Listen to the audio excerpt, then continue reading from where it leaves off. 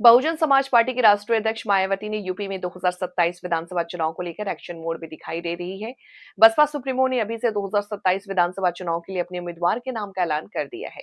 UP में ब्राह्मणों को लेकर हो रही सियासत के बीच मायावती ने पहला दांव ब्राह्मण चेहरे पर ही लगाया।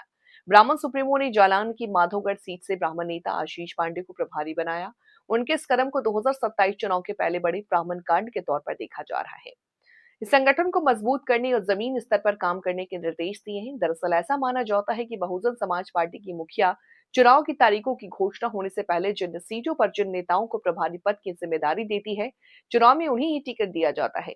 इसी क्रम में मायावती ने आशीष पांडे को प्रभारी बनाकर संकेत दे दिए हैं कि वो माधोगढ़ सीट से पार्टी के प्रत्याशी बनेंगे।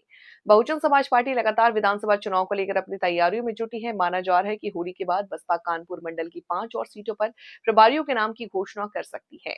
इस बार मायावती अपनी तैयारियों में कोई कोर कसर नहीं छोड़ सकती। इस बार मायावती समय से पहले ही प्रभारियों के नाम का ऐलान कर देगी, ताकि जमीन पर पार्टी की तैयारी हो सके और उम्मीदवारों को आम जनता के बीच समन्वय बनाने में आसानी हो और चुनाव की तैयारी के लिए पूरा समय मिल सके। आशीष पांडे के नाम का ऐलान कर मायावती ने साफ किया है कि वो ब्राह्मण, दलित और मुस्लिम वोटरों के समीकरण के साथ मैदान में उतरेंगी।